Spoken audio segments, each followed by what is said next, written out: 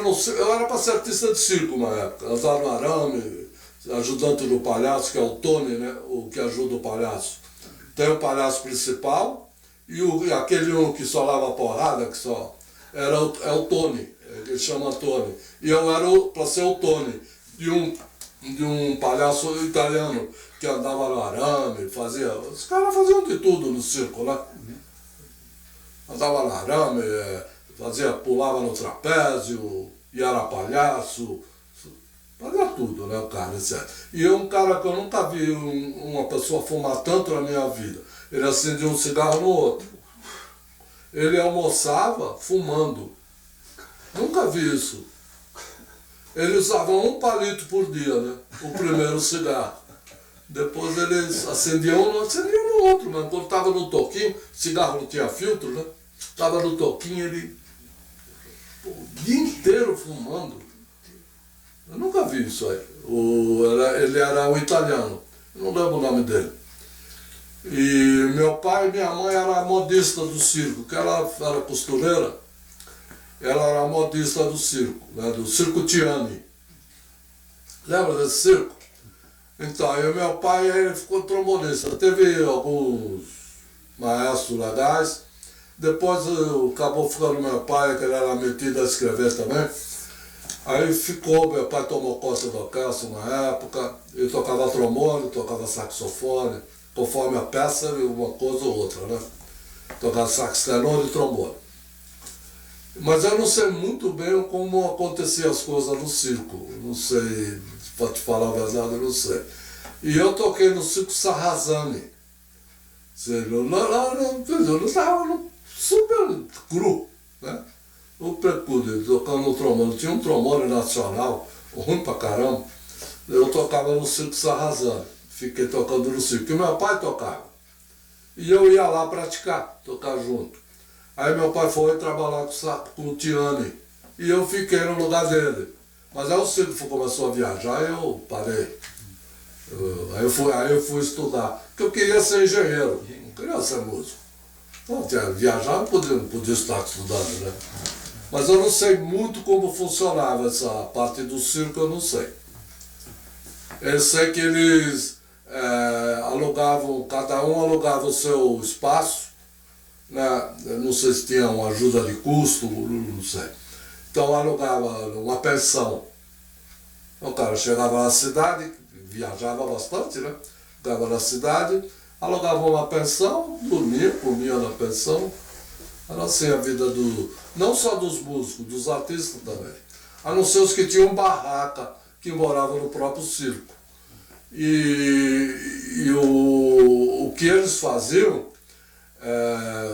não podiam ter conta bancária. E na época, imagina, você ter conta bancária, ir para outro estado, aí não tem como, né? Não tinha jeito. Não tinha internet, não tinha nada, né? Então os caras, eles juntavam dinheiro, mas não em dinheiro, em joias. Tinha ouro, eles compravam ouro.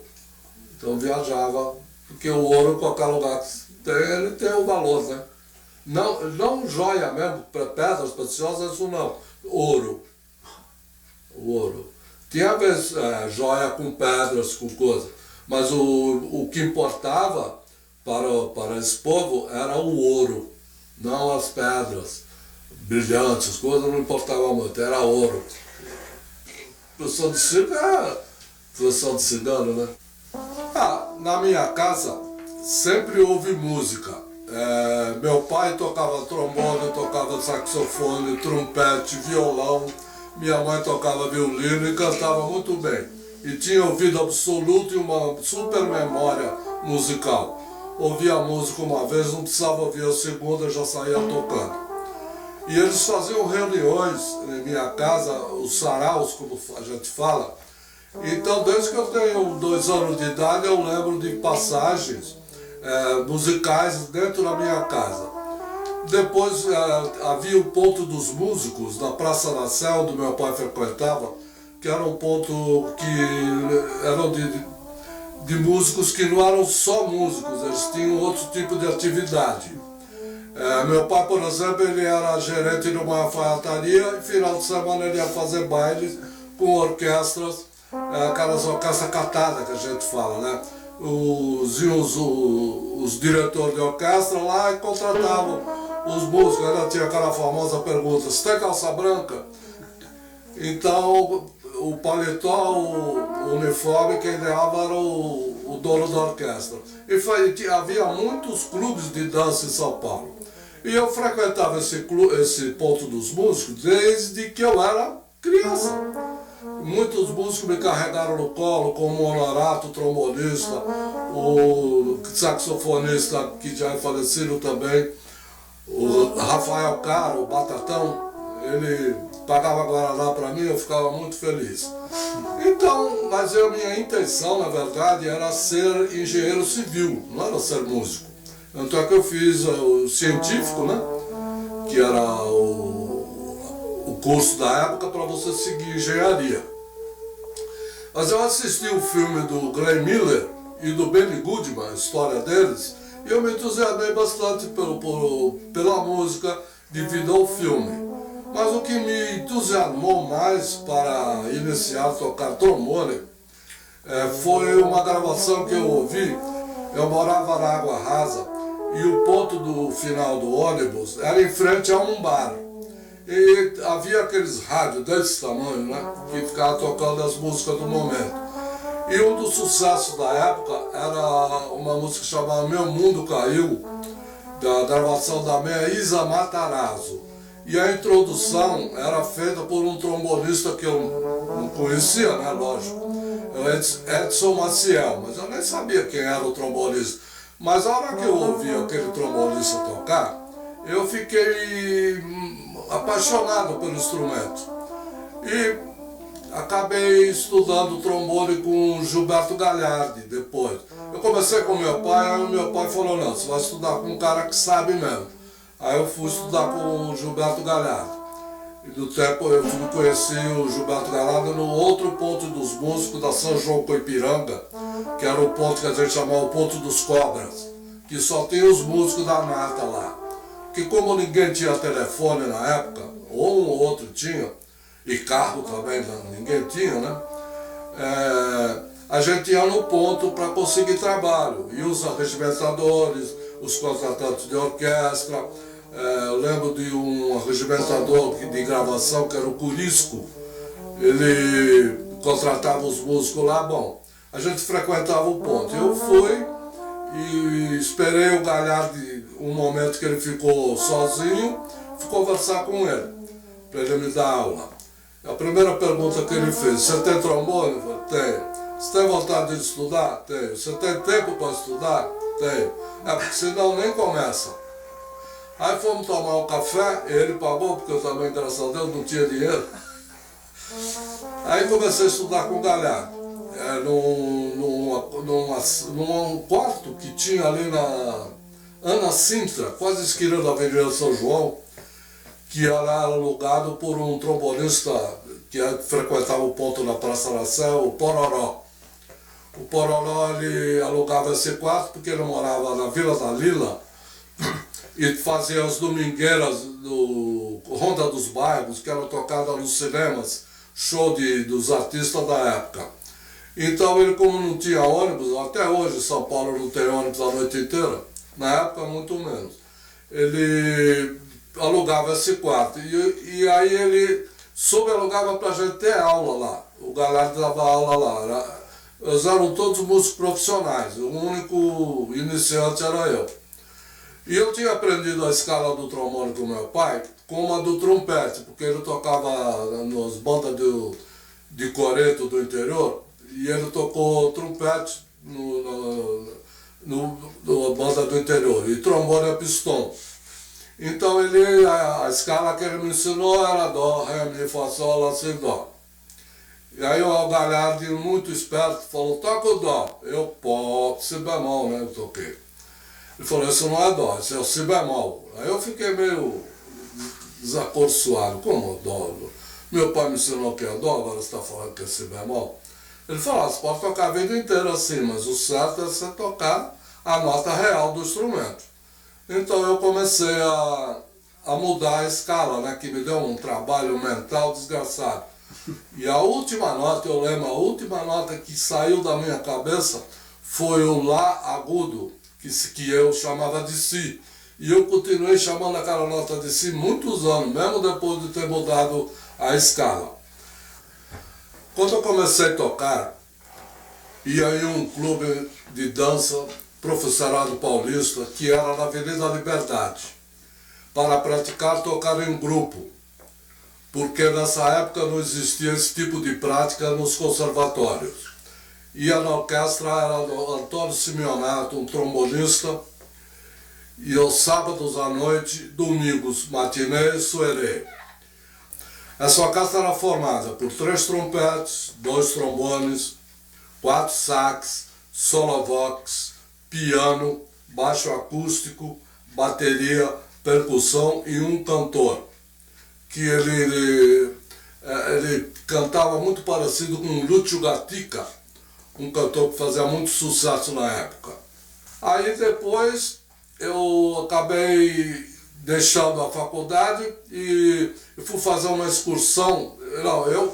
O Galhardo me colocou de substituto na orquestra do Simonetti. Aí eu ia substituir o Simonetti. Era uma orquestra nata dos músicos de São Paulo, que para mim foi ótimo, né? Porque eu fui logo cair no ninho das cobras. E aí toquei lá e fui convidado depois para fazer uma excursão para o Nordeste. Então aí eu tranquei a faculdade e nunca mais voltei, inclusive, né? Está trancado até hoje. E fui para o Nordeste lá, fazer essa tal excursão. Era o Garoto Vibrafone, o Alemão Guitarra,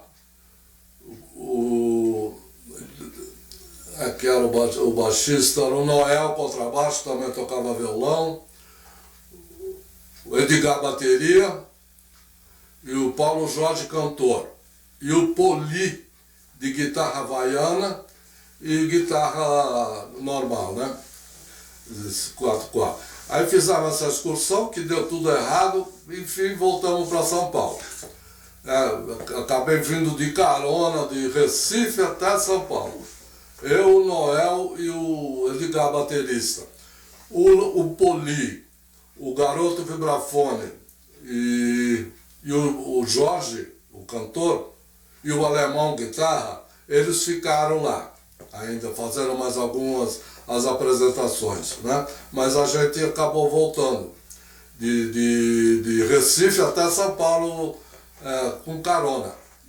Na época, o tipo de música mais era as músicas em cima das gravações do Poli na guitarra havaiana, porque ele fazia muito sucesso, ele gravava muito disco. Então a estrela do conjunto era o Poli.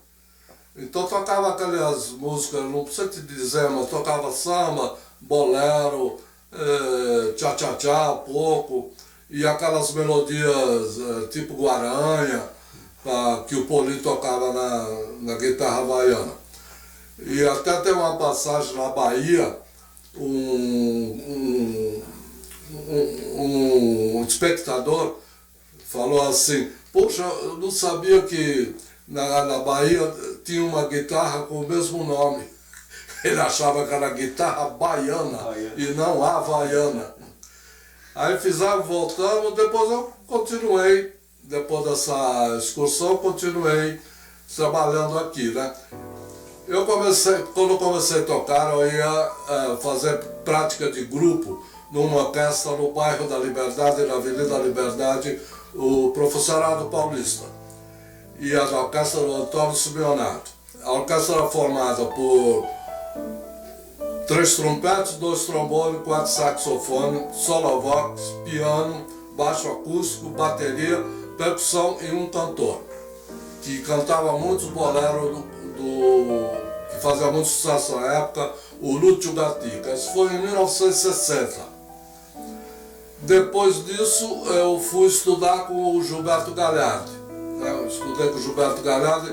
As aulas eram ministradas no edifício Martinelli, no 8º andar, onde era o Sindicato dos Músicos, que depois acabou sendo a sede da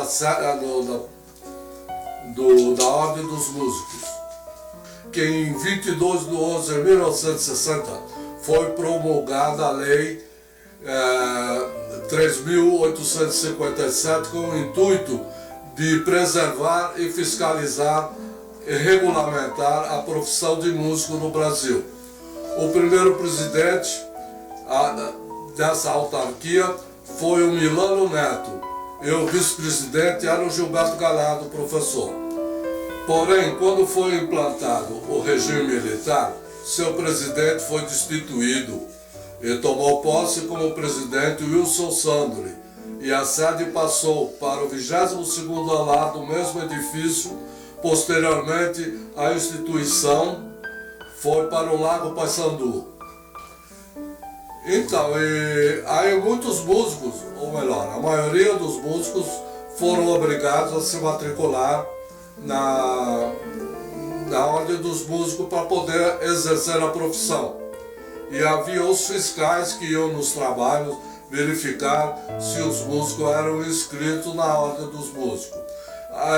Eu era fui um dos primeiros a me inscrever, tanto é que o número da minha carteira é 2415. E agora está no 15.000, 16.000, sei lá, não sei qual o número. Mas nessa época aí, por exemplo, o equipamento era do próprio salão. E a orquestra não era amplificada, os instrumentos. Era tudo... então tinha um microfone, um piano, que era o piano do clube, no palco. Não era piano elétrico, piano desafinado às vezes pra caramba.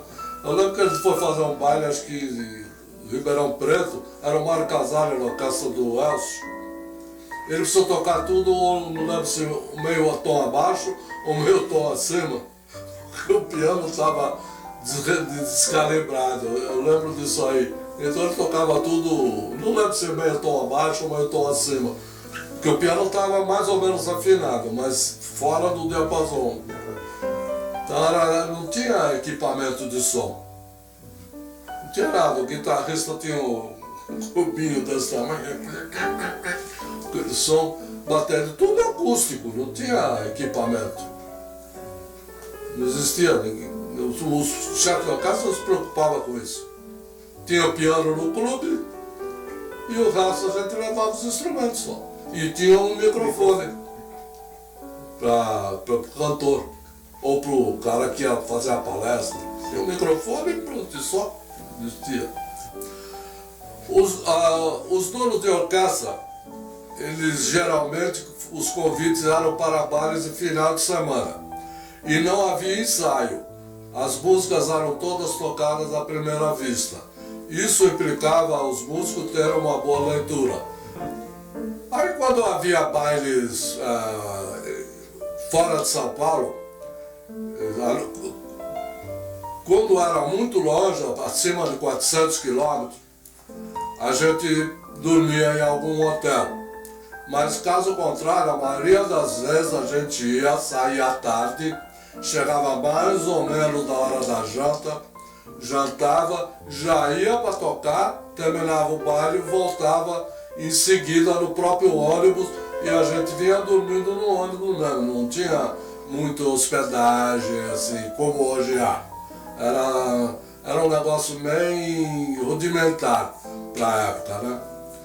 E a gente às vezes ia fazer baile em Curitiba e voltava na mesma hora, depois do baile, voltava no ônibus, ia todo mundo dormindo no ônibus. Nós fazíamos muito baile de formatura no Curitibano, que na época era no centro da cidade, em Curitiba. E embaixo desse clube havia duas boates, com músicos excelentes, como o Raul de Souza tocava em uma, o Alemão tocava, o Gabriel Bales. Eram músicos excelentes que tocavam nessas boates. Haviam duas boates. E o Raul, que na época era o Raulzinho, ele tocava nas duas boates. Ele tocava meia hora aqui, sabe que era uma encostada na outra. Tocava meia hora aqui, ia para outra, tocava meia hora ali. E o alemão guitarra uma vez que quis fazer um teste com ele para ver se ele tocava mesmo de ouvido bem. E puxou a Laura para tocar, ele tocaram meio tom acima. E o Raul saia da boate com o trombone a pistão, de uma porta entrava na outra, e quando ele subia no palco já era a hora do solo do improviso. E para ele tanto faz do sustenido, qualquer tonalidade, que ele tinha um ouvido absoluto, então ele não tinha problema com tonalidade, inclusive ele nem sabia o que era a tonalidade. Ele só sabia tocar mesmo. Eu que ensinei a escala pro Raul. Ele tocava na banda de aeronáutica lá em Curitiba. E eu quando fui fazer um baile com o Simonetti, o Dick Faller, tocava o Wagner, do irmão do Kuntz. Conheceu o Kuntz, saxofonista? Ele morou bastante tempo em São Paulo. Ele morreu num acidente, que ele era vascaíno, sei lá, tocava sempre um time lá. Aí eles foram assistir o jogo no Maracanã, e na volta estava chovendo, e ele descontrolou o carro e entrou no pilar de uma ponte do viaduto, e morreu ele e os filhos, o Kuntz. E tinha o Wagner. Quem foi aluna do pai do Wagner, do Kuntz, do Dauge, o trombonista, foi a Elza Soares, lá no Meyer. Ele tinha tipo uma escola e uma orquestra. E a Elza Soares ia aprender lá a cantar com o pai do Kuntz, com o pai do Wagner. E tocava o Wagner, o trompetista, que tinha uma super memória. Ele tocava o baile do Dick Faller com a pasta fechada, ele não abria a pasta. Ele tocava uma vez e já estava. E os solos de improviso que ele fazia era sempre igual. Ele decorava até os solos que ele improvisava. Esse era baixinho assim. Então, aí o Raul foi procurar o Wagner, que sabia que estava lá. Ele era de farda ainda, né? Era sargento da aeronáutica. E eu estava sentado no salão, eu vi ele entrar assim, eu logo imaginei, esse cara é o Raul. E era mesmo, né? E aí ele foi perguntar, o porteiro falou, o cara da portaria falou, aquele lá é músico da orquestra. Ele veio falar comigo. Ele chegou e falou, você é o Raul, né? Ué, como é que você sabe? Falou, pô, tá na cara, né? Aí fomos lá no quarto do Wagner, conversar, não sei o quê, e ele voltou de carona para São Paulo com a gente no ônibus. Depois nunca mais vi o Raul. Passou tempo pra caramba. E no ponto dos músicos de São João do Ipiranga, um belo dia, uma bela noite, né, no caso, encontrei o Raul. Ô, bicho, tá por aqui? Ah, tô. Falei, legal, tá morando aqui? Ele falou, sai da banda. Ele falava meio embrulhado. Falei, você tá morando aqui em São Paulo? Não, ainda não. Falei, como, pô, ainda não? Não, eu tô com a mala presa na rodoviária e eu não tenho grana pra tirar. A mala era assim, né? Era um armário, né? Falei, mesmo? Você não tá hospedado? Não dou nada, estou na rua. Quer comer? Eu falei, tá com fome, quer comer? Eu quero. Então, vamos comer. Tinha aquele sanduíche de pernil, né? Comer. Eu falei, bicho, quando o negócio pode fazer por você, eu te levar você pra minha casa. Eu moro longe, eu morava no Jabaquara, antes do metrô ainda. Eu moro longe, se quiser tem um quarto lá, você fica lá hospedado, até você se arrumar. Ah, tá bom. Aí fui na rodoviária, que era no centro ali, né? Fui na rodoviária, era 3 cruzeiros, acho que era o depósito da mala. E ele não tinha um tostão, bicho. Não tinha nada, zero. Aí paguei lá o depósito, peguei uma mala, andamos até a Liberdade, onde tinha o ônibus que ia pra minha casa. Aquela puta mala, um negócio desse tamanho. Era uma mudança, né? Aí ficou lá. Aí eu não tinha chave de casa, eu não tinha chave. Eu batia na porta e minha mãe abria a porta, né?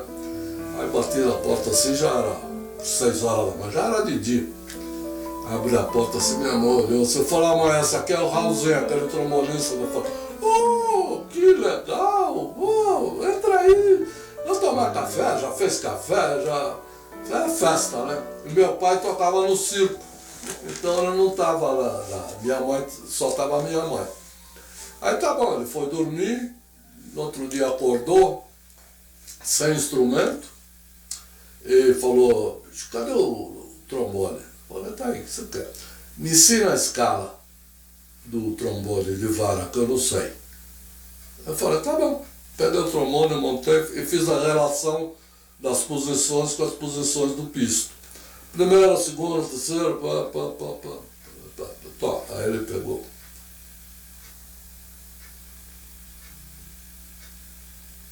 Minha mãe já veio da cozinha, falou, olha, tem um sopro bonito, o cara falou. Ele tem um sopro bonito. Então já pegou o violino. Pegou o violino e começou a tocar umas valsinhas. E o Raul já começou a fazer a baixaria. Assim, bicho, de cara. Meia hora depois eu já estava tocando umas melodias lentas, porque não tinha técnica, né? Mas eu estava tocando uma melodia. Falei que danado mesmo, o cara é danado mesmo. Ele nasceu pronto, o Raul, né? Tocava contrabaixo, tocava saxofone. Pô, não tinha problema com ele, nem tonalidade, nem não existia nada. Ele tocou com o Roberto Carlos, né? E o Nestico, o irmão da Lilu, que era um arranjador de boca, né? Oral, não tinha nada escrito, era tudo. E o Maguinho tocava, né? O Maguinho trompete. E o Nestico distribuía as vozes. Aí eu fiz uma gravação com o Nestico, assim, ele fazendo arranjo de ouvido. Aí ele, toca essas notas aqui. O Maguinho toca essas. Aí eu vou tocar a minha. Então, assim, e aqueles primeiros que você vê aquele grupo, era tudo arranjo do Nestico de papo, não tinha nada escrito. O Nestico também não era muito chegado na leitura, não. Era mais do clave de ré mesmo, né? E aí fazia, diz que às vezes o Raul errava a voz, ele tinha distribuído, o Nestico virava para ele e tocava a voz que era para ele tocar, né? E diz que o Maguinho, às vezes, quase ele se pegava no palco. O Maguinho falava, eu tinha que separar, porque o Nestico ficava bravo, ele também ficava bravo. Puta, né? Nesse eu fui fazer uma gravação uma vez, o Nestico e o Dagmar, e eu. Aí ele falou, não tinha nada escrito, não tem porra nenhuma. Aí o Nestico falou, solta aí. Ele soltou lá, ele ouviu. Tá bom. Azevedo, toca essas notas aqui, ó. Quando chegar a hora eu te aviso, tá? Decorei as notas que ele falou. Dagmar, toca essas aqui. Tá? Bom. Aí eu vou tocar a minha. Aí vamos passar uma vez. Tá, passar uma vez. Grava. Assim. Falei, mas que cara danado esse tal de Nestico, né? Era um mata-música esse cara. Então, eu sobrava uma graninha, eu comprava, eu morava no Rio, eu lembro disso, eu comprava pecinhas de ouro, brinquinho, colarzinho, medalhinha, aliança, qualquer coisa, eu comprava e ia guardando. Então eu juntei quase 1 quilo de ouro. E aquela temporada do Roberto Carlos, do Emoções, ali deu bastante dinheiro. Nós fizemos show 1 ano direto. E o show era bem pago, né? E ensaio é pago, tudo é pago, né? Então foi quando eu comprei a casa. Eu comprei a casa quase à vista. Era 9,5 milhões o dinheiro da época. Aí comprei, aí pagava uma prestaçãozinha tão pequenininha que eu punha praticamente 6 meses, 8 meses, depositava no banco, para ir todo mês no banco, no Bradesco ali do Butantã. Aí depois eles começaram a mandar aquelas ofertas, né? Para mudar o plano. Eu pensei comigo, esses caras não vão querer fazer isso aí para me facilitar. Vão querer facilitar para eles. Então eu nunca mudei o plano, continuei aquele plano antigo. Chegou uma hora que eles me ofereceram para eu liquidar, acho que eles não aguentavam mais, liquidar o coisa. Eu tocava no conservatório, eu tocava, dava aula no conservatório de Osasco, na Fito, e eles me mandaram embora, porque eu não quis fazer um trabalho lá que eles queriam que eu fizesse. Que era assim, né? Eu dirigia a orquestra e a gente ia nas empresas, que tá cheio de empresas em Osasco. E os caras, na hora do almoço, eles paravam a empresa, a diretoria, o peão, o faxineiro, ia todo mundo assistir. E eu dava um concerto meio didático. Ah, o saxofone tem esse som, isso aqui, tocando todo mundo junto, tem assim, sabe? Eu dava coisa que os caras não sabem, né? Como é que é. Bom, os políticos cresceram o olho em cima da orquestra, pra gente ter um canal pra gente entrar nas empresas. Aí inventaram de a gente tocar na beira de um churrasco numa sexta-feira, 8 horas da noite. A Nurimar, que era a diretora, não sei se conhece a Nurimar, não, era a diretora da época. Ela foi aluna, colega do Agostinho Zácaro no curso de piano. Mas o negócio dela é administração. Bom, ela me chamou, não era Asa ainda, né, que se apelidou aí depois. Azevedo, tem um trabalho assim, eu não quero fazer não. Eu falei, você não quer, muito menos. Né? Aí, pá, recusava fazer esse trabalho, né? E o cara era baiano, era amigo daquele Bira, contrabaixista, que tocava no jogo. E o Bira ia na avenida, a gente tocava na avenida já. Ia na avenida lá fazer a minha cabeça para fazer a apresentação. Eu falei para falar para o Bira, pô, Bira, eu não vou fazer isso aí. Uma diretora local eu não quero também. A orquestra não foi criada para tocar em beira de churrasco. Mas porque vamos fazer concerto didático. É diferente a proposta. Bom, aí o cara me chamou lá na reunião da Fito, lá na diretoria, que ele era o presidente da Fito. E ele era militar na Bahia, então achava que todo mundo tinha que bater continência, né? Aí chegou lá, então, aí eu expus o porquê não, né? Falei, tá cheio de músico profissional que toca na orquestra, que já são profissionais, tem professores que era misturado. O Vitor Alcântara era professor, o Manezinho era professor, e o guitarrista também era profissional. Bom, falei, tem os caras que eles trabalham sexta-feira, é hora de casamento, eles vão tocar. Ah, você chama músico de fora. Falei, tá bom. E você sabe quanto custa? Quanto? Aí eu dei paga de show. Não falei paga de buffet, não. Falei, custa tanto. Ah, tudo bem, pode chamar. Falei, só que tem uma coisa, Kleber. A gente sempre tocou aqui sem entrar nenhum dinheiro. Então não é justo que a gente traga músico de fora, pague cachê e os que são da orquestra não ganhem nada. Não é justo. Você tem que pagar cachê para toda a orquestra. Bom, que é o resultado, me mandou embora no começo do ano, Anderson. Me mandou embora. E depois mandou embora a diretora também, a Nurimar. Mas eu fiz bastante produção depois com ela. E eles me pagaram, como eu não tinha, como é justa causa, eles me pagaram o ano inteiro de aula, aquele 13º fundo de garantia, todo aquele monte de coisa, e ainda eu recebia como salário desemprego, uma puta grana você trabalhar, né? E com essa grana eu matei a dívida da casa no Bradesco. Então pagaram 15 anos, em 5 anos eu liquidei a conta. Por causa do ouro que eu tinha também, né? Aquela mania de comprar ouro. Então foi assim, que eu nem pensava em dólar, nada. Ouro, comprava ouro, cigano, né? Então é isso aí, agora vamos lá, deixa eu ver aqui. As orquestras tocavam tipo um padrão, que até hoje eu acho que segue, se bem que não existe mais orquestra hoje. Hoje é só grupo pequeno com 3 ou 4 tocando, cheio de sintetizador.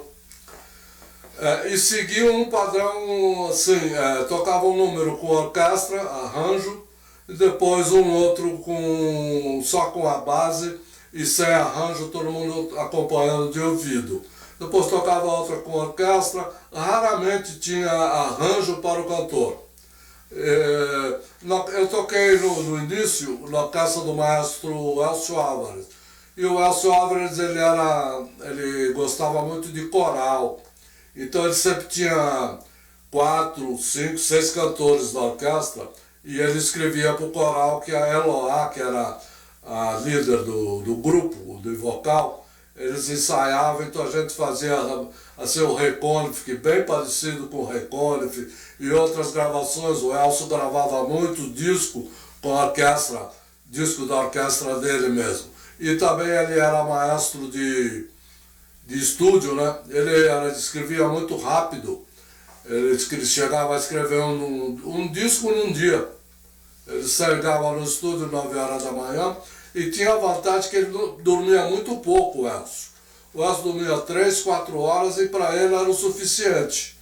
Então a gente fazia baile até 4 horas da manhã, ele ia dormir 5 horas. Quando era 8 horas ele levantava e já estava em atividade.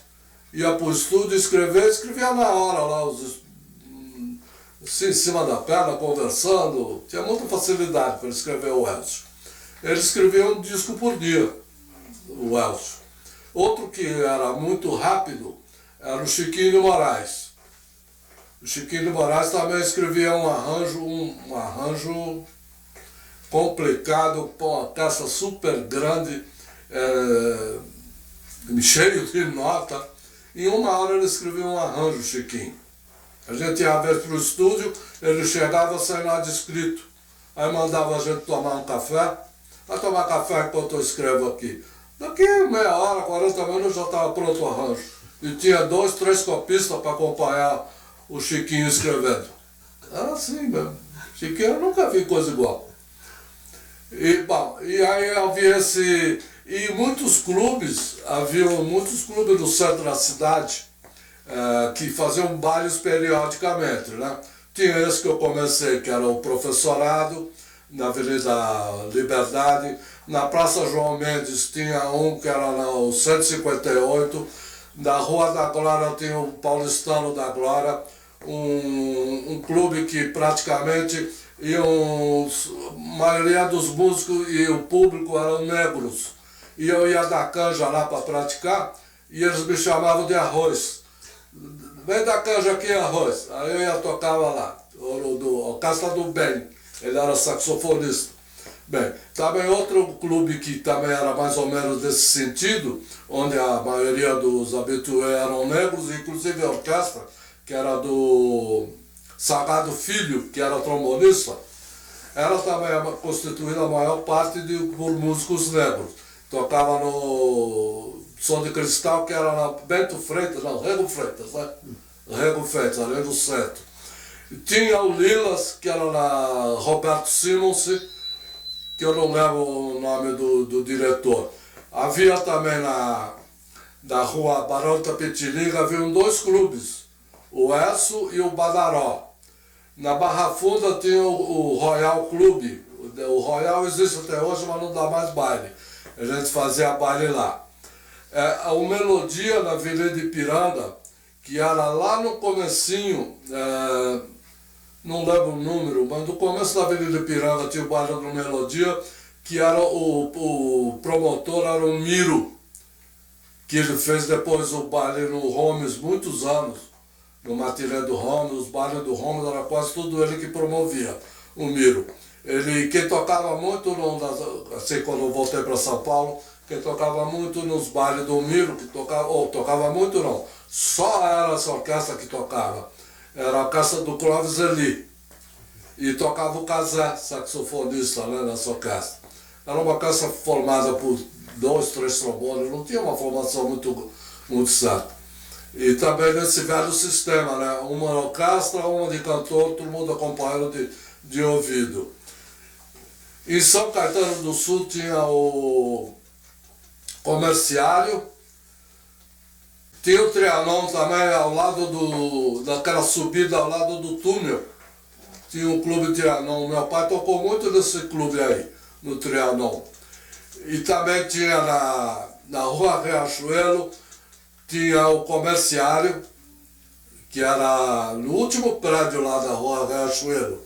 Eu ia em baile de carnaval lá, com meu pai tocava, eu ia nas matinés, quando eu era criança. Na rua Quintino Bocaiúva, acho que tinha o Caçamba, clube lá em cima. Também meu pai tocou muito nesse clube aí. Eu sei que eu me lembro, né? Tinha em Santana também tinha um outro clube que eu não lembro o nome, que às vezes eu fazia as domingueiras nesse clube em Santana.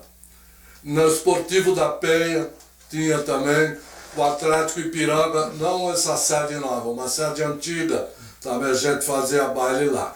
E era, o repertório era mais ou menos parecido, porque tinha na Praça da Sé, tinha um rapaz que ele não existia ainda o sistema de Xerox, era mimeografia,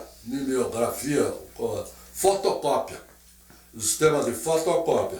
Ele comprava arranjos dos arranjadores que frequentavam o circuito ali da Praça da Sé, imprimia nesse sistema e vendia. Então o repertório era bem parecido de uma orquestra para outra, não mudava muito. A orquestra do Simeonato que eu tocava, ele comprava arranjo importado. Então tinha muito arranjo, eu lembro de um arranjador, Johnny Warrington, e era um sistema legal de arranjo desse Johnny Warrington, que ele escrevia assim, você podia tocar com 3 instrumentos, com 4, com 5, com 10, sempre soava bem. É um sistema que ele escrevia. Eu fiz alguns arranjos nesse sistema e realmente é bem produtivo, ainda mais para esse tipo de trabalho que existia antigamente, né?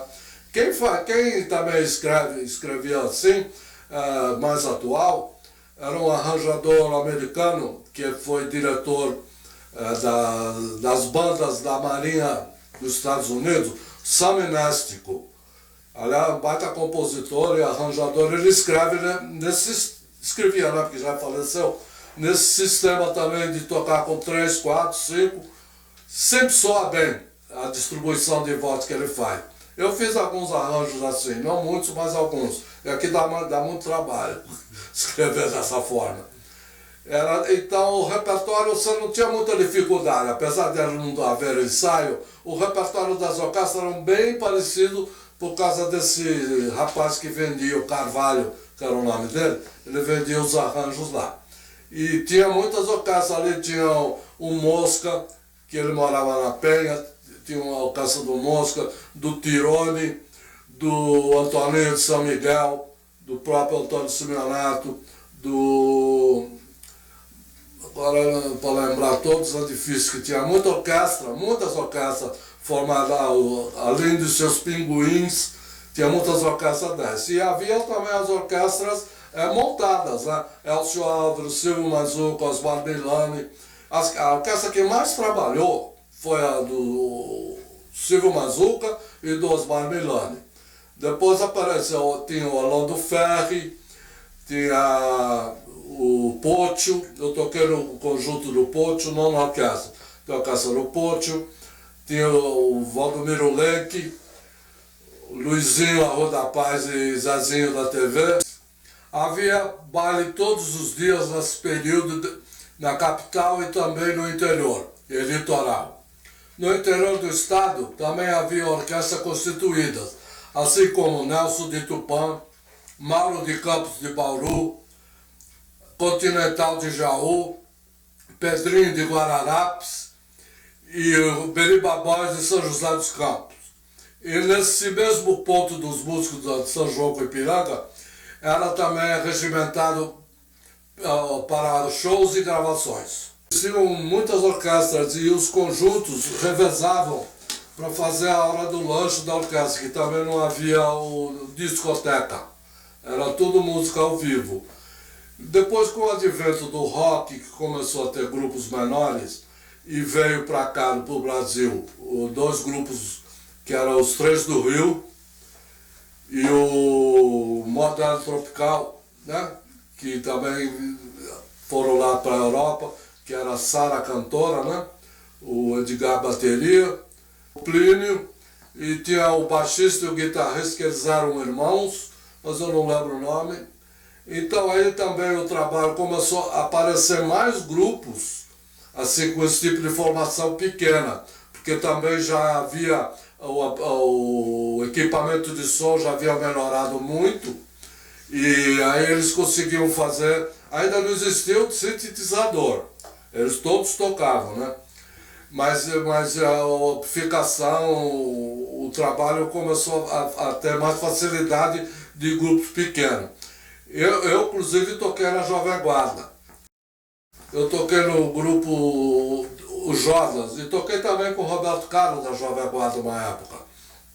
Depois eu parei e aí voltei à atividade com as orquestras. Mas havia muitos grupos pequenos, começou a haver uma proliferação de grupos pequenos. E hoje em dia, os bailes de hoje em dia, alguns bailes que tem, são feitos com músico, com 3, 4, 5 músicos no máximo. Ou com discoteca. Que discoteca não tem nenhum músico. É tudo automático, né? Inclusive a discoteca, o discotecário, eles pegaram muito trabalho dos músicos, né? Hoje em dia. Muita gente prefere, inclusive, contratar um discotecário do que contratar um grupo musical. Porque acho que a discoteca é mais variada, tem, sei lá. Eu sou meio contra, eu como músico não sou muito a favor disso, mas enfim, todo mundo tem que trabalhar, né? Inclusive o discotecário. E era assim, nas orquestras grandes. Eu comecei a substituir o meu professor na orquestra do Enrico Simonetti, que tinha um programa na TV Excelsior, aliás, um programa só da orquestra. Era um programa cômico musical, às 9 horas da noite, às sextas-feiras, e não havia videoteca, era tudo ao vivo. E a Excelsior, na época, era a top de linha do Brasil. Não tinha Globo, não tinha nada. A Excelsior era onde, inclusive, o primeiro festival de música foi feito na Excelsior, onde Elis Regina se lançou com o Arrastão. Cantava. E eu já tocava na orquestra.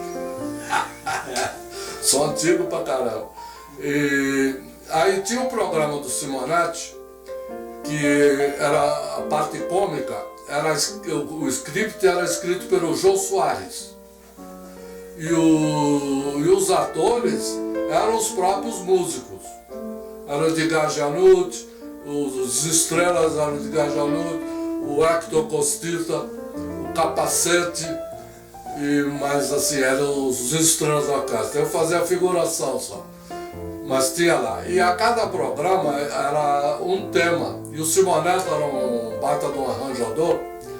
Ele escrevia, por exemplo, hoje ia ser o tema da Aida, da ópera Aida. Então a orquestra inteira, ele alugava roupa no Casa do Ator, a orquestra inteira vestida de egípcio. Aí no outro dia, no outro programa, era do cangaceiro, o Lampião. Então a orquestra inteira vestida de cangaceiro. E assim por diante. Cada semana era um tema diferente. E a orquestra se vestia de acordo com o tema do tempo. O Simonetti era muito criativo, além de muito comerciante. E um detalhe interessante da orquestra, que quando você senta, a calça sobe e aparece a meia, não é? E a estante do Simonetti era vazada e aparecia a meia dos músicos, e era vermelha. Era meia soquete vermelha. E era muito difícil você achar meia soquete vermelha. Era difícil pra caramba de achar. A gente tinha que vir no centro da cidade comprar. E uma passagem gozada que aconteceu, tinha um contrabaixista, guitarrista, um baita músico, o Boneca. Muitos nem ouviram falar. Mas ele era um músico acima da média também. E ele não usava meia. E quem o contrabaixista era o Capacete, que não sei porque não podia fazer. A gente foi fazer um baile, acho que em Catanduva, era muito tempo atrás, né? Isso foi na década de 60. Não existia shopping, não existia nada, né? Aí chegou lá, a turma lembrou que o Boneca não usava meia.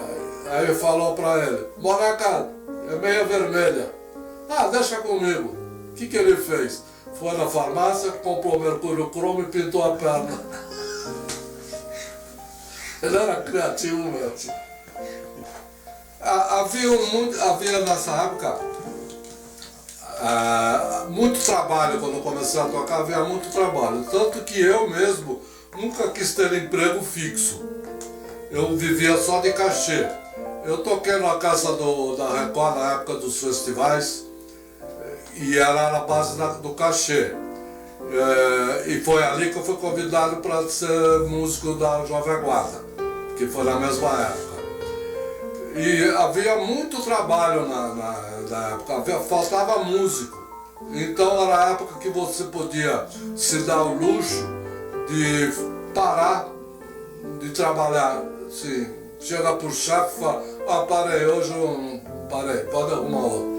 No outro dia você já estava tocando em outro lugar, porque havia uma demanda muito grande de trabalho e poucos músicos para fazer essa demanda. Havia mais salões aí que eu esqueci de falar. A Casa do Minho, na Rua Souza Caldas, no Brás. A Associação dos Cerealistas, na Rua da Cantareira. Tinha também o Clube Piratininga, ele começou na Rua da Moca, em frente à Rua Piratininga.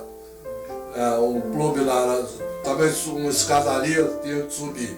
Tinha o Concórdia, no Lago da Concórdia, onde também havia um teatro antigo, Teatro Colombo, que depois foi demolido e virou uma praça sem graça lá.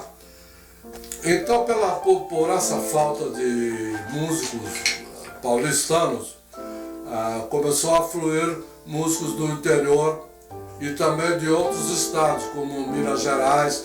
Veio a família do Minas Gerais, do Maguinho Trompete, Carlos Alberto, o Ratinho Bateria, que eu me lembro, e o pai deles, que também tocava saxofone, que aliás a família inteira são músicos, né? E os sobrinhos, os filhos, todos seguiram a carreira de música, aliás, bons músicos. Do Nordeste veio o Sivuca, veio o Hermeto Pascoal, Heraldo do Monte, Papudinho, Broegas, Capitão, Bill, Antônio Arruda, Ditinho, que eu me lembro agora, os músicos que vieram Maria do Paraíba e Pernambuco, né, vieram esses músicos para cá. Então a noite era bem festiva, porque tudo acontecia na noite. Não tinha nada nos bairros, o bairro era só para dormir. Então, por exemplo, aquele quadrilátero da rua Rego Freitas, Bento Freitas, General Jardim, ali só tinha boate, não tinha outro tipo de comércio. Hoje não, hoje é farmácia, mercadinho, tudo. Haviam 2 bares só, que existem até hoje, mais para baixo, mas o resto era tudo boate, tudo boate. Era o boca do luxo que eles falavam, né? E muitos restaurantes com música ao vivo, era tudo música ao vivo, não havia discoteca, não havia, era só músico. Então havia muito trabalho. Era a época que a gente dizia, até comentei com o Hector Costito, a época do parei. Parei, hein? Amanhã você já está em outra. E era assim, agora não, você parar, você fica parado mesmo. Era isso que você queria. Então aqui já foi. Nos finais de semana, na temporada de formatura, o ponto dos músicos da Avenida de São João com Ipiranga, depois que terminava os bailes, todos os músicos iam para o ponto. Uma porque a maioria não tinha carro e também não tinha ônibus, então tinha que ir para algum lugar. E a gente se reunia lá. Então ficava um arco-íris, né? Porque eles diziam com os uniformes, e cada orquestra tinha um uniforme de uma cor. Um era vermelho, outro era azul, outro era verde, outro era marrom. Então ficava um arco-íris o ponto dos músicos. Era interessante, e ali a gente se inteirava de tudo que estava acontecendo no meio, né? Porque era uma reunião mesmo, toda noite tinha reunião dos músicos ali, mesmo fora de temporada, porque é ali que a gente ia pregar o trabalho, né? Ao lado tinha uma sinuca, e que antes era um taxi dance maravilhoso, e depois fechou, e o taxi dance não existe mais, né? Agora é ao contrário, existe o personal dance, que é o homem, que é a mulher que paga para o homem dançar. O taxi dance era assim, tinha as mulheres bailarinas da casa, elas ficavam na pista com poltroninha sentada, e você entrava no salão, o bailarino, haviam 2 palcos, porque a música não parava, era direto. Então tocava meia hora uma, quando terminava aqui a outra começava lá, para continuar o baile. Porque o que ganhava o dinheiro, a casa ganhava dinheiro com a dança. Então você entrava, o bailarino entrava, ganhava um cartão com 60 números, que era um cartão de 1 hora, cada minuto, né? E você ia dançar, havia os fiscais que fiscalizavam cada 10 bailarinas, não sei. Aí eles marcavam o horário que a bailarina começou a dançar e a hora que ela terminava. E não existia, era no relógio mesmo, né? Marcava lá. Aí quando a bailarina pegava, o cara dançava lá 15 minutos, 10 minutos, 5 minutos, 20 minutos, não importa, quanto ele quisesse, dava o cartãozinho para a bailarina. Como esse cartão de consumação que a gente faz de bebida hoje, de comida, era de consumação de dança. Aí a bailarina dava para o fiscal, ele furava os minutos que você dançou, e na saída você pagava o quanto você tinha dançado. E as bailarinas só ficavam na pista, elas não iam para a mesa, beber, nada. Elas eram bailarinas só. Não faziam outro trabalho de ir na mesa, conversar, não. E se, por exemplo, você quisesse levar uma dama para o bar, você tinha que pagar o tempo que você ficou lá com a dama, mesmo que você não dançasse. Porque você estava ocupando o espaço da bailarina, né? Então a bailarina não ia dançar porque você já tinha uma companheira. Então você pagava o tempo todo que você ficou lá. 1 hora, 2 horas, não importa. Não lembro quando é que é. E eram 2 orquestras. Você tocava, quando terminava, a outra orquestra seguia, às vezes no mesmo ritmo, às vezes não. E uma vez eu perguntei, a gente estava tocando uma seleção de Fox, e eu tocava na casa do Eli, do Clóvis Eli, que era o Chuá ainda, não era, que depois mudou para a Avenida, que a Avenida fechou, que era na Rua Aurora, esquina da Avenida Rio Branco, que hoje é um posto de gasolina. Aí eu falei pro ele na hora do escanto, pô, ele tá tão gostosa daquela seleção, porque você mudou. Que faz a pista, a gente tem que fazer a pista, deixar a pista cheia. Então por isso que eu mudo. Quando a pista começa a diminuir, eu mudo o ritmo. Se ela diminui, eu mudo outra vez, até a pista encher.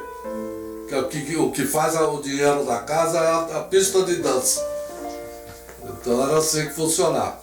E hoje, você vai nos bailes, eu frequento o baile, eu gosto de dançar, os personal dance, mas são homens.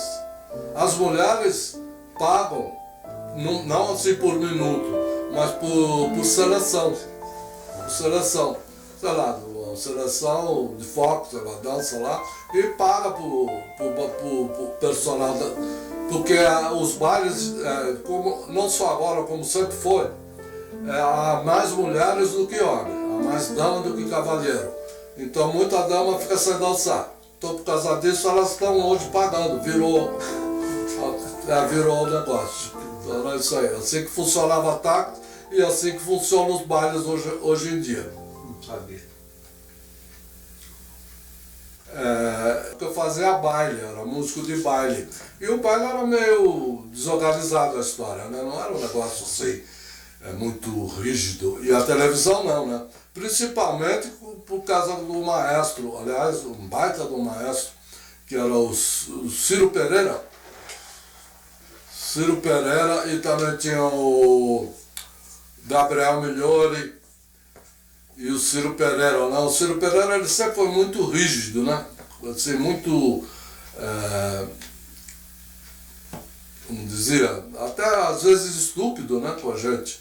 Era muito bravo, nervoso, tá sempre bravo o Ciro Pereira. Então ali eu me deparei com outro tipo de disciplina na regência do Ciro, né? E o Ciro, na verdade, ele foi um presente musical que Deus deu pra gente, porque ele era uma capacidade assim ímpar, né? O Ciro, outro também que era admirável é o Luiz Arruda Paz, né? Luiz Arruda Paz, aí os mais novos, Nelson Aires, o Alexandre Milanovic, né, que é da nova geração, também um excelente cantor. Então, agora eu comecei a me interessar. Quando eu comecei a tocar, todos os maestros, arranjadores, eram pessoas já mais velhas, né, mais idosas. Eu comecei a profissão, comecei a me enfroiar com 19 anos na música. Com 18 eu comecei a praticar. Com 19 para 20 já comecei a ser profissional do ramo.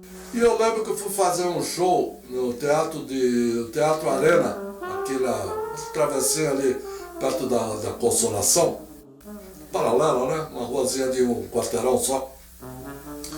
E os arranjadores eram o Nelson Aires e o parceiro dele, Sion, o Roberto Sion. E eles eram mais da minha idade, por aí, eu talvez até um pouco mais novos. E eu vi eles escrevendo, né, como arranjador, eu achei aquilo muito interessante. Eu comecei a me interessar também a querer escrever. Aí meu pai me deu um violão, que tem até hoje, um violão Del Vecchio com a escala atômica, não sei se você conhece. Me deu um violão e eu comecei a fuçar no violão e queria me interessar em escrever, né? E alguns grupinhos assim que eu participava, eu já levava algum arranjinho, assim, bem rudimentar, né? Mas o grande passo foi quando eu fui trabalhar com o Chico Anísio, que eu fui como um músico, substituindo um trompetista. Aí também fiquei com a especialidade de tocar notas agudas, que eu tocava na mesma região do trompete. Aí eu fui lá como trombonista e a gente viajava. Aí era quem sempre dirigia, contava um de nós, era o pianista. Era o Zezinho Alves, não lembro, Zezinho, eu chamava de Zezinho. E ele que contava, né? Era ele que escrevia. Mas ele parou, não sei porquê, para tocar com algum outro grupo, e foi o pianista Moacir Pechato, né, que falava, Moacir Pechato. Bom, a gente tinha uma excursão que começava o show na Bahia, para fazer. Aí a gente estava ensaiando, inclusive ali no ópera, no Catedral do Samba. Então, aí, bom, a gente ensaiava lá, eu lembro. Aí a gente falou, bicho, você tem que cantar. E o Moacir, que a gente apelidou de Peninha, aquele personagem do Walt Disney, que ele era super desligado. Ele falou, não conto nem pra mim, elege outro aí. Aí me elegeram o contador. Aí eu comecei a contar, né? Pá. Um dia antes da viagem, eu morava na Marquês de Itu, eu lembro que tocou, não existia porteira eletrônica, essas coisas, os caras entravam direto no prédio. Aí tocou a campainha para abrir o Moacir. Um dia antes, era umas 6 horas da tarde. Ô, bicho, eu não vou poder fazer a viagem que a minha mulher não está deixando. Pô, bicho, agora? Não vai fazer a viagem? Não, eu não vou. E eu tentei, aí eu falei, deixa eu falar com a tua mulher. Liguei pra mulher dele, a mulher dele, possessa, né, que ele ia viajar. Bom, resultado, eu à noite saí procurando pianista. Como tinha muita casa, muito restaurante, ia numa casa, ia em outro. Eu, por final, estava lá pro lado dos jardins lá. E estava o Dantas, o Roberto Dantas, pianista, você conheceu não? Aí ele saiu do trabalho lá, encontrou comigo. Quando é a viagem? Sim, mas por brincadeira, não que ele soubesse de nada. Eu falei, você tem que estar às 7 horas da manhã no aeroporto. Ele olhou para mim e falou, verdade? Eu falei, verdade. Você quer ir? Ah, eu quero. Pronto, a gente vai. Eu falei, começa em Salvador. Tô nessa. Aí ele foi, o Roberto Dantas. E a gente viajava e ficava muito em Recife, fazendo peão. Eu ficava, às vezes, 3 meses em Recife. A gente fazia o teatro do Parque, que era o centro da cidade, onde ensaiava a banda municipal do Maestro Duda. O Maestro Duda morou muito tempo aqui em São Paulo, né? É um dos músicos nordestinos que veio. Ele tocava saxofone, eu toquei com ele na orquestra da TV Bandeirantes. Bom, aí não vai ao caso. E lá eu ficava, eu, o Joãozinho, que tocava baixo, tudo de ouvido, ele fazia os acordes, mas não sabia nem o nome. Aí a gente fazia a composição. Não com o intuito de improvisar, era uma composição. Ele fazia uma sequência harmônica e eu fazia uma melodia em cima. Aí eu escrevia os acordes que ele tinha feito, e a gente ia para o teatro ensaiar, né? Aí depois para praticar também improvisação em cima daquele tema. Tá? Então ensaiando, e o Chico Anísio, ele ia só na quinta-feira, parece que ele fazia a gravação do Chico City. Aí ele tinha uma mudança de quadro, e como eu que era o contador, aí ele me chamou, e poucos me chamam pelo primeiro nome, né? Ele me chamava pelo primeiro nome, Walter, vem cá. Aí foi no camarim, falou, vai mudar isso. Quem escreveu aquilo lá que estavam tocando? Falei, fui eu, Chico. Ele não comentou nada. Bom. Aí terminou essa temporada, a gente foi para Belo Horizonte, onde terminaria essa temporada, e os músicos todos moravam em São Paulo, só eu morava no Rio. Quando terminou o show, ele está no hotel, voltando para o hotel, ele me chamou no apartamento dele, falou, eu comprei um carro aqui. Eu tinha comprado uma Mercedes, lembra? Uma Mercedes branca. E para eu não ir sozinho para o Rio de Janeiro, vai comigo. Aí você guarda a passagem para uma outra ocasião. Aí falei, tá bom. Aí no café da manhã, ele olhou para mim e falou assim, quer escrever o próximo show? Me deu um frio na barriga. Eu respondi, pensei rápido, se eu não conseguir, ele chama qualquer cara da Globo lá, os caras faz com o pé nas costas isso, né? Eu falei, tá bom, Chico, eu escrevo. Aí ficamos 2 meses de férias, um belo dia o empresário me liga. Ah, tem reunião com o Chico e com o Arnô Rodrigues. Tá bom, vou passar aí para te pegar. Morava no Alto da Boa Vista. Aí passou de carro, pagando, levou lá na casa do Chico. Aí reunião, o script. Ah, aqui é o script assim, estava escrito, mano. Era futebol, um monte de coisa. Você tem que, é um prefixo de 3 minutos e meio. Tá bom. E aqui assim, aqui depois você pega as músicas com o Arnô. O Arnô tocava violão e era compositor, né? Aquela grupo, os novos, o Novo Baiano, né? Porque eles faziam, o Chico Anísio e ele.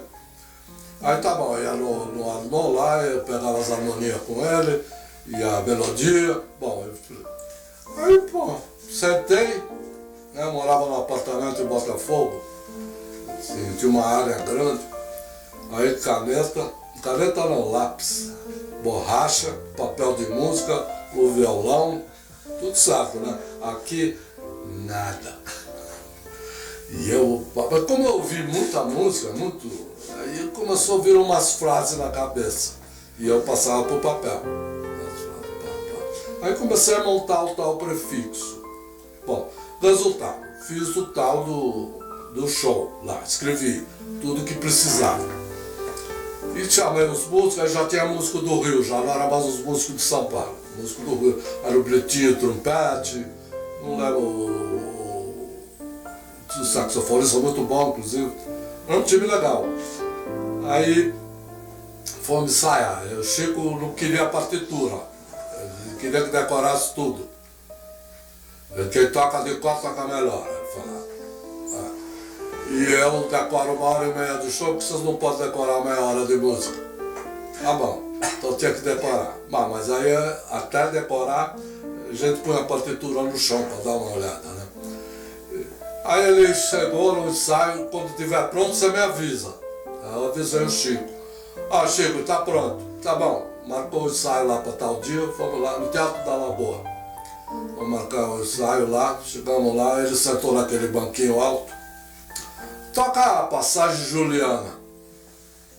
Ela deu uma passagem de um quadro lá. Toca aí, pá. Toca o prefixo. E ele não falava nada, aquele foi me deixando nervoso. Ele toca isso, toca aquilo, toca aquele outro, a passagem do Kojak, e não sei o que, tinha um quadro do Kojak. Bom, passou lá tudo que ele pediu e ele não comentava nada. Aí ele falou, Walter, no camarim. Falei, agora é a hora do gongo, né? Chegou no camarim e falou, isso aqui não vai, isso aqui não vai, isso aqui não vai. Mas vai ser substituído por isso. Então você vai ter que escrever esses outros arranjos aqui disso aqui. Tem que compor. Tinha que compor, né? Eu nunca tinha feito composição. Então você vai ter que fazer as músicas para esses outros quadros. E ele dava a dica de que ele queria. Assim, passagem para cima, passagem triste, assim. Falei, passei no teste. Então foi o Chico Anísio que me empurrou para que eu fosse arranjador. Que hoje praticamente eu só faço isso, né? Como trombone, eu já faz 5 anos que eu não pego. Outro dia me deu saudade, eu peguei, mas não sai nada, né? Você toca 15 minutos já fica com a boca de palhaço. Então foi isso aí. Aí eu tive um grande laboratório, inclusive o Gianni tocou nesse laboratório, foi no Bar Avenida. Quando fundaram o Bar Avenida, aliás, quando começou, antes do Bar Avenida, lá era Rádio Clube. Era o tempo do tipo de música lá, RPM, Sepultura, uns grupos lá. Táxi, não sei o que é táxi.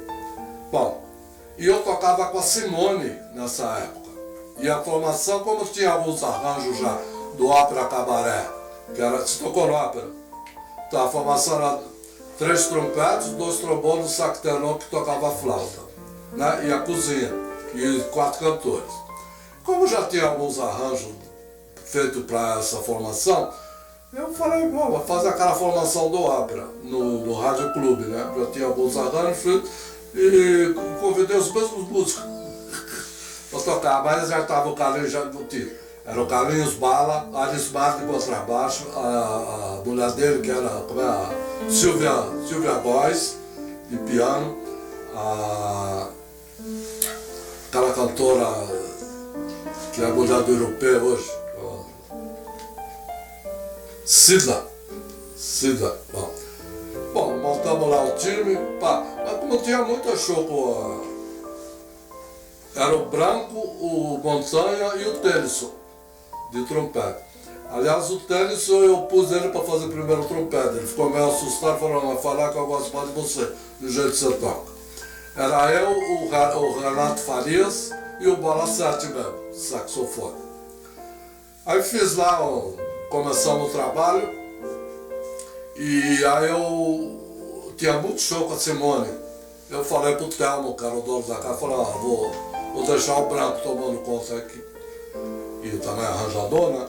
Então, aí ficou o Branco e eu saí. Depois quando montou o Rádio Clube, aliás, desculpa, o Bar Avenida, que aí já era orquestra, ele me chamou, o Telmo. Senhor, eu quero uma Big Band. E eu tinha um repertório para 5 sopros. Né, com alguns arranjos, até quem me deu foi o Chu Viana. Era um trompete, um trombone, um alto tenor, um barito. Não tinha flauta, não tinha nada, era só isso aí. E a cozinha, e 2 cantores. Bom, aí ele falou, não, cara, uma Big Band. Tá bom. Só que tem uma coisa, tá? Eu toco na Bandeirantes, tocava na Bandeirantes 3 vezes por semana, era o Zé Paulo, o maestro. Fazia o programa da Xênia, aquele cantor, Moacir Santos, Moacir Franco, né? Moacir Franco, e ontem eu não lembro quem era o outro artista lá. Bom, ele perguntou para mim, quanto você ganha lá? Eu aumentei um pouquinho, né? Falei, ganho 5 mil. Eu pago 6, você para lá só para você ter tempo para escrever. Tá bom. Aí eu fiquei acho que uns 3 meses já escrevendo. Eu escrevia de pé já, porque eu não aguentava mais ficar sentado. Com um violão, ia escrevendo. Aí arrumei uns caixotes, punha a mesinha em cima dos caixotes e ficava tocando de pé, apoiava o violão na mesa e escrevendo, né? Aí fiz o tal repertório. E ali foi meu laboratório. Que depois eu escrevia 1, 2 arranjos por semana. Peguei bastante prática, né? E não tinha assim, computador, não tinha piano, não tinha nada. Era só o violão e Deus me ajude, né? Aí depois eu fui fazer um pique saxofone, lembra do pique? E o pique foi fazer uma substituição, não sei pra quem lá. Depois nós fomos fazer uma gravação na RCA. Lembro direito até hoje, de manhã. Terminou, fomos tomar café, ele falou pra mim assim, você escreve bastante drop 2, né, para saxofone? Eu olhei para ele e falei, que é isso? Sei o que é. É isso assim, assim, assim. Realmente eu escrevo, gosto que dá uma sonoridade bonita, né? Fica uma formação assim, né? Você pega a segunda voz e põe embaixo, né? Então fica assim, né? 2 no meio pertinho e aí fica sonoro. Eu falei, realmente eu escrevo assim. Falei, a gente está fazendo um curso com o Cláudio Leal. Falei, qual é o Cláudio Leal? Aquele do Jingle? Eu quem? Eu, Proveto, Gil, só pelo nome dos alunos, eu falei, opa, aí tem. Aí liguei pro Cláudio, falei, quero fazer um curso com você. Tá bom, você deixa o seu telefone, que na época era telefone mesmo, fixo, né? E que eu quando montar o time eu te ligo. E passou 6 meses, eu não ligava. Aí eu liguei outra vez. Bicho, você não quer dar aula pra mim? Falou, não, é difícil montar um time heterogêneo. É homogêneo, né? Que tenha o dia, horário e nível, tudo igual. Isso é a parte mais difícil do meu curso, é essa, ele falou. Tá bom. Aí um belo dia ele me ligou, fez um teste lá comigo e eu não soube responder um monte de coisa, né? Porque era tudo prático que eu tinha, né? Tinha conhecimento técnico. Aí, como dizia o Roberto Galhardo, arranjador prático não licenciado. Aí fui lá, acabei fazendo o curso com ele lá.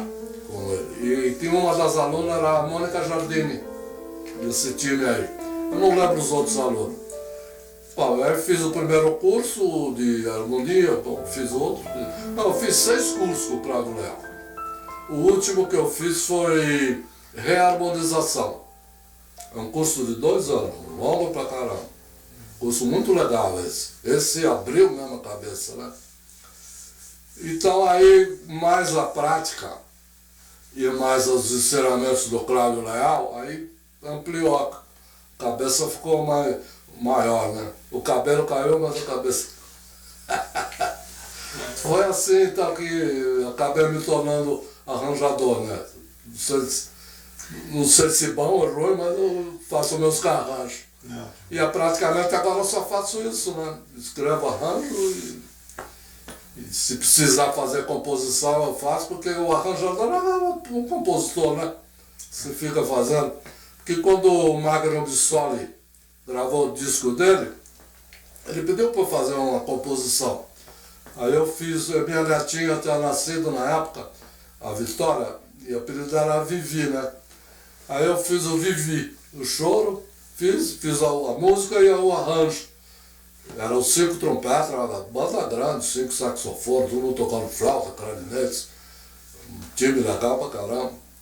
Tava o Bill de trombone, o Arlindo, eu e o rapaz que era de São Bernardo, que agora mora no Rio de Janeiro, que também não toca mais, ele faz produção de filme, tá em outro.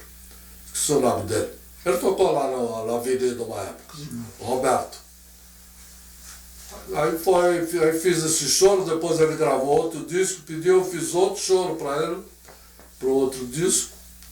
Aí eu botei o nome da minha mãe, Nena. Então assim, como essa oportunidade que o Chico me deu de ter a criatividade de fazer composição, então se precisava, só não sei fazer letra, senão eu estava rico, né? Mas a melodia não tem muito problema para eu fazer.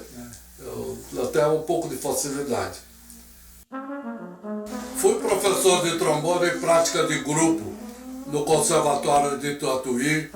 Além das aulas, também dirigia grupos orquestrais e fui o arranjador e regente do projeto Guri.